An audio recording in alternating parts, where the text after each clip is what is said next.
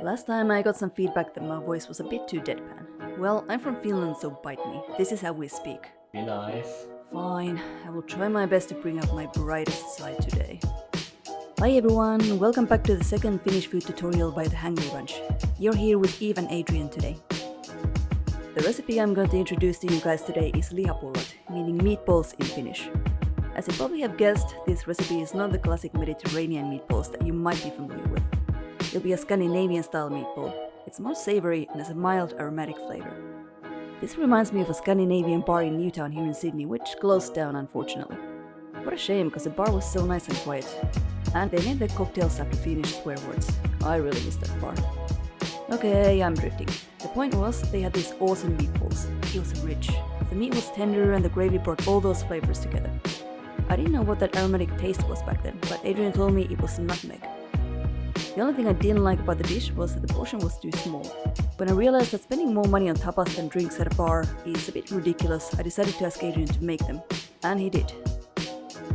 No matter how unfamiliar the recipe is, in the end it's meatballs. It's not that different from the Italian meatballs. So I would say the difficulty is intermediate, only because this recipe involves quite a lot of steps. But I promise it will be fun once you start. Rolling the meatballs can get a bit tedious, so having a family or friends to roll them with you might help overcoming the boredom. And of course, I will be there with you the whole time. Alright then, let's get started.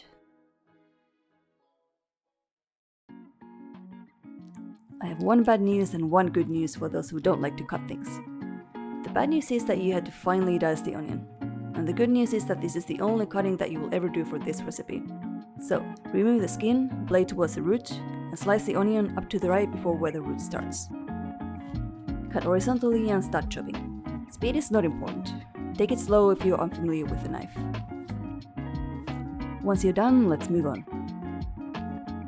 Prepare a large bowl for the mix. Put in the milk first. Then 15 grams of salt, the same amount of pepper, 15 grams of ground nutmeg, and 1 egg. You may ask if you can just put all the ingredients in the bowl and mix at once. Of course you can, but hear me out though. Pre-mixing the spices with milk or another liquid helps them to mix with the meat evenly. I will leave the decision to you. Personally, I would like to show you the simplest way possible while the taste is the best. If you don't see the egg anymore, that's good enough, so let's move on to the next step. The next is, of course, putting in our main ingredients, the meat. This is pork and beef minced, and I mix them in 50-50. And finally chopped onion, followed by breadcrumbs. Now, dive in and mix the ingredients together. By the way, about the ratio of pork and beef, this can always change. If you like your meatball to have a more robust flavor, increase the amount of beef, but too much of it can make the meatball too dry. If you want your meatball to be more tender, you can put more pork.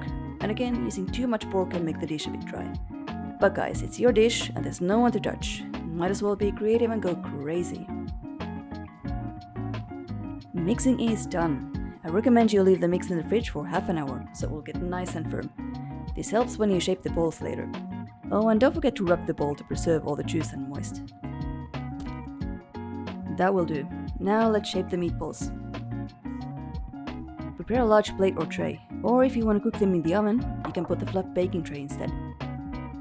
Put some oil on the surface so the meatballs won't stick to the bottom. You don't have a brush? That's fine, use your hand. We're gonna oil our hands later anyway. Looks like it's ready to go. Take the meat out of the bowl and roll it in your hand like this. Press the meat from time to time to make it firm. The size of the meatballs is entirely up to you, but making them an even size is crucial, as it helps them cook evenly. Speaking of size, I didn't enjoy this part very much before, so the size of my meatballs kept getting bigger and bigger. Eventually, my last ball was twice as big as the first one, so I've tried many things to make this process less tedious. For example, I forced myself to use a meat scoop to get the size even, or played a movie or TV show on my phone to entertain myself. But eventually I started genuinely enjoying this part. Okay, I've used every single bit out of the bowl. Now let's move on to the frying. We're almost there. Put the heat on medium-low. We're going to use both olive oil and butter. That's because the smoking point of butter is way too low and it burns easily. So mixing with the oil that has a higher smoking point helps. We're going to come back with a basic cooking skill tutorial about what kind of cooking oil you need to use in the near future, so stay tuned for that. Once the pan is hot and nicely coated, let's fry your meatballs. Here's a small tip. Place your meatballs in one direction. As long as you remember where you started, you know which one to turn first. This will help all of your meatballs to be equally cooked. Also, keep turning them and make sure you see the nice brown color on every side of the meat. If you don't like to go through all these complications, you could just throw them in a 210-degree oven for 20 minutes or until they are brown. Using an oven can be handy, especially when you're cooking a large portion. If it's just for 1 to 4 people, I strongly recommend pan frying to get a beautiful brown color on every side. Now the gravy. We will use the same pan after we remove the grease using a kitchen towel. Once it's nice and clean, turn the heat back on to medium-low. Let's start by putting some oil and butter on the pan. Then toss some flour in slowly and stir them in until they look like some kind of paste, like this. And we are going to pour in a beef stock over several times. We're doing it like this to make sure we don't get any lumps. This process can be quite tricky. However, don't worry about the lumps too much, because it's simple to fix. You can always use a strainer to get rid of them when you pour the gravy into a jug later. Once you pour all of your stock into the pan, bring the heat up to a medium-high and add thickened cream. Simmer down the gravy, and while that's happening, season it and add 1 teaspoon of Dijon mustard. Now all you have to do is wait until it simmers down. Maybe stir it from time to time and check if anything's burning. I'm not sure about the other Nordic countries, but traditionally in Finland it's served with lingonberry jam and of course mashed potatoes. The gravy was optional, did you guys know that? I made it already, so might as well serve it. So, put the gravy in the bowl, then put some jam on the plate. Depending where you are, you might have a hard time finding lingonberry jam. I did. You may want to go to IKEA.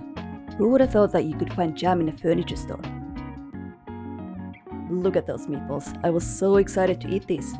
It's a traditional home dish for me, and I haven't had it for a long time. I really should make Adrian cook Scandinavian food more often. Almost there, guys. Adrian's gonna finish the dish by putting some mashed potatoes on the plate, and then... Ota. Mitä sä teet? Ei siihen kuulu salaatti. Fine. Sorry, I had to stop him there. He doesn't understand that salad is not a part of this dish. Adrian keeps telling me to eat more vegetables. He must have been talking to my mom again. But until then, we will enjoy these meatballs. Thank you for watching, guys. I hope you guys enjoyed the recipe. Please like and subscribe to our channel. Enjoy the weekend and see you guys when we're hungry again. Bye! Very tasty. So you yelled. Well, you were trying to put salad on it. What was I supposed to do?